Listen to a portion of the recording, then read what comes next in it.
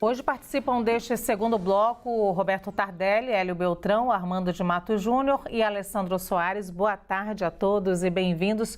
Vou começar por você, Hélio. O tema democracia virou guerra de narrativas entre líderes políticos, em especial entre Lula e Bolsonaro. Eles querem dominar aí a democracia ou não democracia, Hélio? Boa tarde, Luciana. Boa tarde, meus colegas aí de bancada. Olha, em primeiro lugar, a democracia brasileira não está em risco, nunca esteve em risco. As instituições no Brasil são fortes, sólidas e têm operado a contento. Não são perfeitas, muito longe de perfeitas, mas o Lula não salvou a democracia alguma, né? E essa estratégia de ele demonizar adversários políticos ou pensamento diferente é típico de autoritário, né? Nós sempre devemos nos opor a agressões físicas, ameaças de agressão, vias de fato, etc. Mas o que o Lula está falando é inclusive discursos hiperbólicos, né? É gente que tem um discurso contundente, críticas contundentes. Isso aí faz parte de toda democracia. Aliás, é o que faz uma democracia ser vibrante, é o debate aberto e vigoroso e muitas vezes hiperbólico, sim.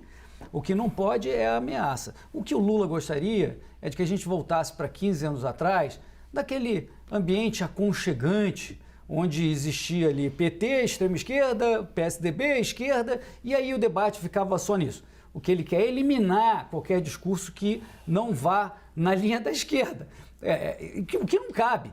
Ele não vai derrotar os bolsonaristas, ele ganhou a eleição por muito pouco de diferença. E ele quer o quê? Aniquilar, como ele falou outro dia, como é que ele disse? Extirpar bolsonaristas? Não, não é assim que funciona. O debate deve permanecer e a democracia, para que ela seja vigorosa, precisa desse debate. Ô Hélio, só para constar aqui, quando você disse que a democracia nunca esteve em risco, você certamente está falando da volta do período democrático. Sim, eu estou falando nos últimos 5 anos, ok. que é o discurso do Lula, que a democracia estava em risco durante o governo Jair Bolsonaro. Não considero isso verdade. Muito bem, vamos então agora... Vamos lá, Roberto Tardelli. A democracia virou guerra de narrativas aí entre Lula e Bolsonaro. Estivemos ou não estivemos em risco? Boa tarde, Lu. Hoje, o Dia da Mulher Negra Caribenha, um dia de reflexões, um dia de muita... Vai ter ato público em São Paulo. Mas também de celebrações, né? Afinal, avançamos, né? À custa de muita dor. Me perdoe só, me permite só sugerir um livro. Tituba, é um livro de uma autora costarriquenha que conta o período colonial da escravidão na América Central. É para se ler sangrando. Sabemos que o período da escravidão não é nada mole. Afinal, mulheres negras enfrentaram não só jornadas de trabalhos exaustivas, mas muitos estupros durante a escravidão. Vamos lá. Bem, quem dedica o voto a um torturador tem que lavar a boca para falar de democracia. O Lula jamais o fez. Bolsonaro, claramente, no dia em que a presidenta Dilma Rousseff tinha sua denúncia recebida, de impeachment recebida pela Câmara Federal, dedicou seu voto a um torturador assim reconhecido. Acho que quem faz isso, ao longo de toda a carreira política, Bolsonaro sempre enalteceu o regime militar. Ele, me lembro bem, chegou a pregar o fuzilamento do FHC. Esse homem falar de democracia é só ridículo. Eu acho que quando ele fala de democracia, ele quase dá um trava-língua nele, assim, porque ele não consegue dizer essa expressão com o mínimo de sinceridade. Quem dedica o seu voto a um torturador, e naquele dia eu acho que o Brasil entrou num despenhadeiro. Porque a gente sempre falou aqui, e eu sempre vou dizer, a gente precisa respeitar o pensamento da direita. A direita, ela é fundamental para compor o espectro político democrático de um país. Isso, não tenho dúvida disso. E eu acho que esse programa, o Grande Debate, é a grande prova que a gente dá ao Brasil inteiro de que é possível, sim, estabelecer um debate civilizado entre direita e esquerda. A gente faz isso todos os dias aqui com a maior facilidade e a maior elegância de todo mundo. Bolsonaro não é isto. Bolsonaro não é a direita. Ele é a extrema direita, ele é a negação da política. Né? Ele é a negação, e quem nega a política nega a democracia. Eu disse ontem aqui, eu passei por experiência de ser ofendido. Eu passei por experiência assim. Portanto, eu acho que todos nós, ninguém aqui desconhece o que é democracia. Estivemos em risco ou não estivemos em risco? Ora, 8 de janeiro foi o quê? Certo? Quem está por trás do 8 de janeiro? Certamente não é o Lula. Certamente não é o PT. Certo? Quem estava lá para ver uma quebra institucional e permanecer no poder? Ora, Bolsonaro, ele é no mínimo cínico quando ele fala isso. Eu gostaria eu tenho saudade de ver direitas que a gente viu, o Antônio Delfim Neto, certo? O Alisson Paulinelli, o Vicente Greco, o Alfredo Buzaide, ainda que do Ministério Médici, mas que legou um Código de Processo Civil espetacular para o Brasil. Nós temos pensadores de direita fantásticos. Tem o Franco Montoro, que era de direita. Alguém vai falar alguma coisa do Franco Montoro? Alguém vai dizer que o Franco Montoro não foi importante para o debate político brasileiro? Eu só vou dizer que ele não é de direita, mas o resto está certo. Eu acho que essa direita que o Bolsonaro quer representar não é a direita. É uma gente desconectada, é uma gente perdida e uma gente violenta. Eu passei por isso. Eu sei do que eu estou falando. Muito bem, olha, antes de passar a palavra para o Armando de Matos e também para o Alessandro Soares, eu preciso fazer um rapidíssimo intervalo, volto com esse tema com vocês. A gente volta já já, não sai daí.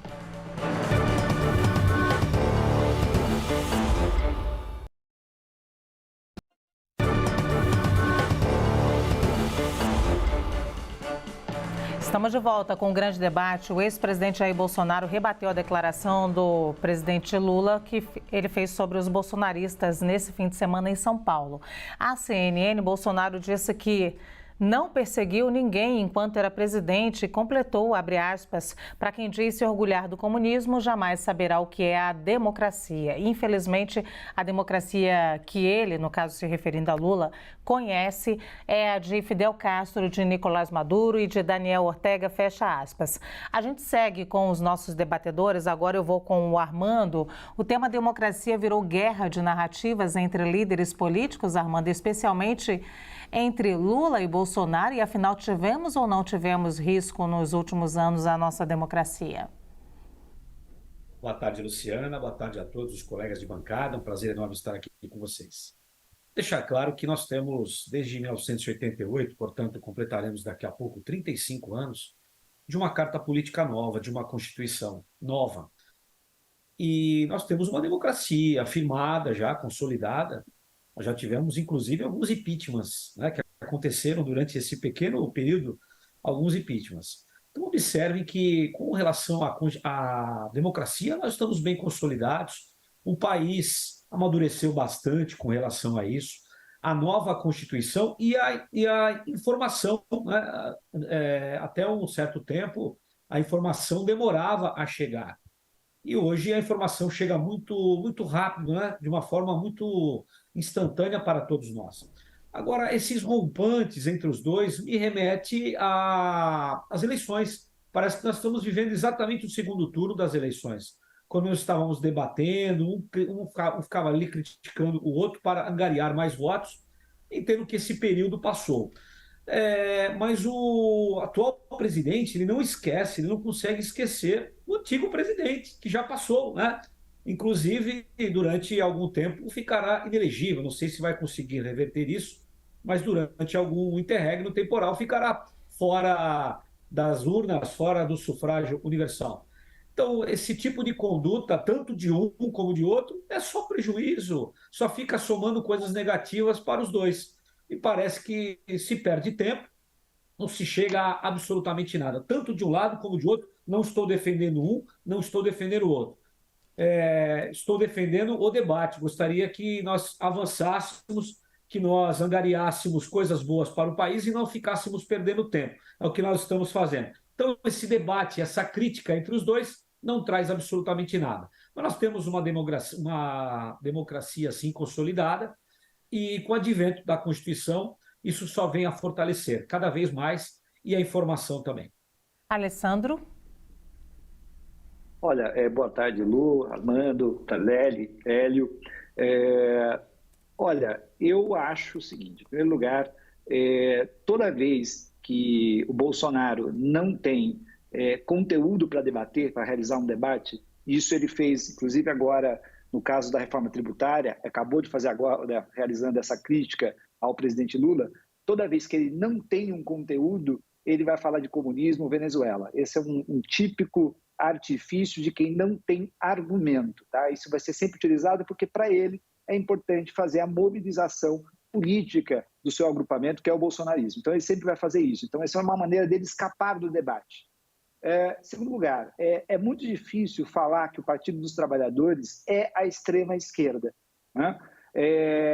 O Partido dos Trabalhadores, se você olhar os governos do Partido dos Trabalhadores, aí o importante para nós medirmos a questão democrática, talvez seja muito mais interessante reconhecer aquilo que foi feito na prática do que aquilo que simplesmente as pessoas dizem. Porque o Bolsonaro agora está enchendo a boca e falando de democracia. Quando nós olhamos o governo do Partido dos Trabalhadores, o primeiro governo Lula, 2002, o seu segundo governo a partir de 2006, depois nós vemos o governo da Dilma Rousseff, né, até o impeachment, e agora, no início do seu terceiro mandato do governo Lula, o que a gente vê como um retrato? A gente vê uma ameaça à democracia? A gente vê alguma coisa que, sei lá, que alguém chamaria de comunismo, coisa do gênero? Não, você não consegue ver nada disso. Agora, em 4 anos de governo, nós estamos apenas 4 anos de governo Bolsonaro, para a gente ver um risco à democracia. Aliás, a gente não está aqui nesse encontro hoje falando em risco da democracia à toa. Eu duvido que nos últimos 12, 15 anos algum programa de televisão tenha feito algum debate sobre risco à democracia. Nós estamos fazendo agora. E sabe por quê? Porque o risco existiu. Ele não é ficto. A única coisa que é ficta é a ideia de que existe comunismo ou coisa do gênero de ameaça no Brasil.